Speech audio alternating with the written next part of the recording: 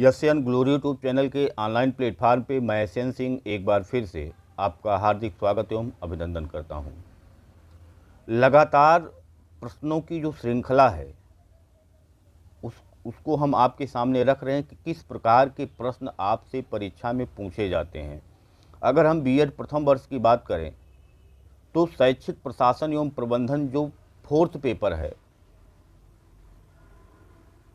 उसमें किस प्रकार के प्रश्न पूछे जाते हैं, किस चैप्टर से अधिक प्रश्न पूछे जाते हैं। जब आप अंशाल देखेंगे, प्रीवियस ईयर क्वेश्चन पेपर देखेंगे, पिछले साल का प्रश्न पत्र देखेंगे तो आपको पता चलेगा कि किस प्रकार के प्रश्न पूछे जाते हैं, कौन सा चैप्टर हमारे लिए महत्वपूर्ण है, किन किन चैप्टरों को हमको ज़्यादा फोकस करके पढ़ना है और किन किन चैप्टरों को हमको कम फोकस करना है। इस टाइप की का जब तैयारी आप करते हैं तो आप परीक्षा में अच्छे नंबर लाने के लिए, आगे बढ़ने के लिए प्रयासरत होते हैं, ऐसा प्रतीत होता है।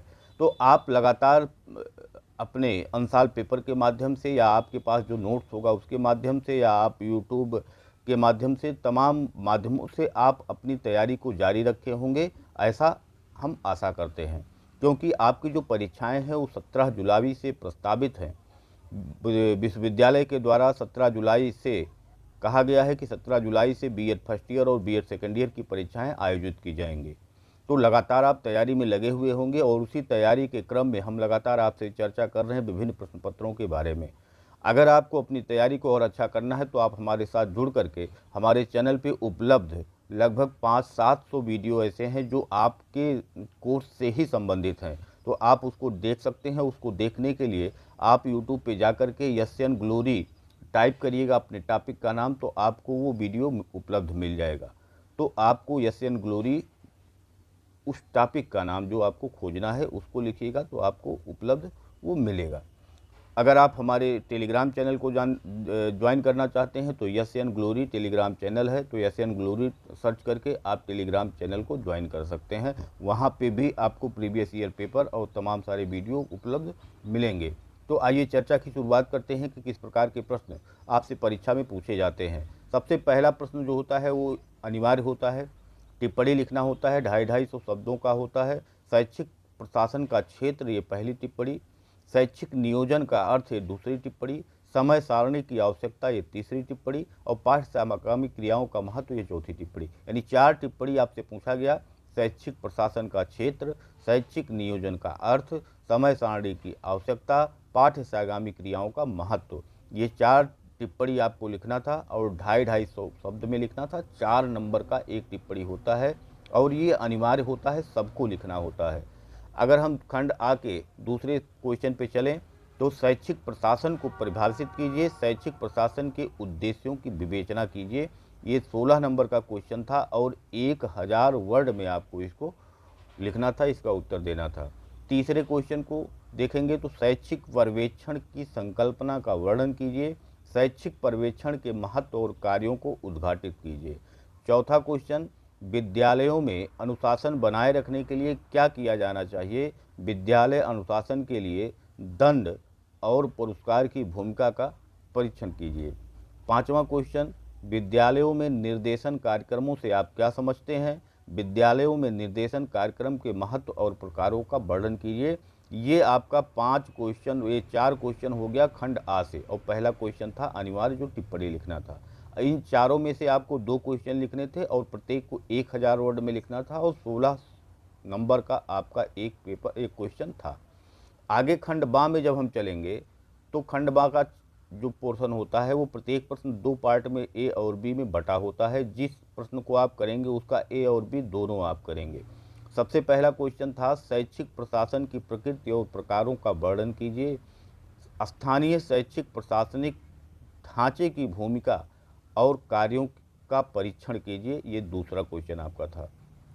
अगर हम आगे बढ़ें 7वें क्वेश्चन में तो एक संगठन के रूप में विद्यालय की विशेषताओं को सूचीबद्ध कीजिए। पार्ट बा था कक्षा कक्ष प्रबंधन को प्रभावित करने वाली तकनीकों एवं कारकों का वर्णन कीजिए। 8वें का ए, एक शिक्षक की विशेषताओं को लिखिए। 8वें का बी, छात्राध्यापकों में व्यावसायिक कौशलों के विकास के लिए सूक्ष्म शिक्षण कैसे सहायक है, तर्क दीजिए। ये आपका 8वें का बी हो गया। लास्ट क्वेश्चन 9वां था, अभिभावक शिक्षक संघ की आवश्यकता एवं कार्यों को न्यायोचित सिद्ध कीजिए। और लास्ट वाला जो 9 का बी था, एनसीटीई अथवा डाइट के कार्यों का मूल्यांकन कीजिए। ये आपका 9वां का बी था।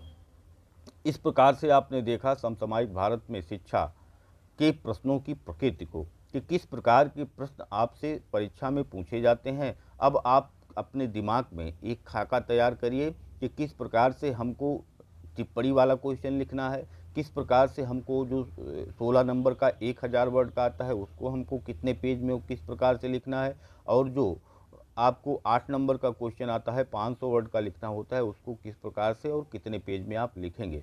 इसका एक खाका आप अपने दिमाग में तैयार करिए। जैसे आप क्वेश्चन को पढ़ते हैं तुरंत आपके दिमाग में एक खाका बन जाना चाहिए कि क्या क्या हम इस क्वेश्चन के आंसर में क्या क्या लिखेंगे। इस स्तर पर आ करके आपको बहुत सारी चीज़ें याद नहीं होती हैं, आप रट नहीं पाते हैं, क्योंकि जब बच्चे की रीजनिंग पावर बढ़ता है, तर्क करने की क्षमता में वृद्धि होती है, तो उसका जो रटने वाला क्षमता है वो घट जाता है धीरे धीरे। तो आप सभी चीज़ों को याद नहीं कर सकते हैं, बहुत सारी चीज़ों को आपको समझ के रखना होगा। तो आप एक खाका दिमाग में रखते हैं और उसी खाके के आधार पे ही आप अपने प्रश्नों का उत्तर देते हैं।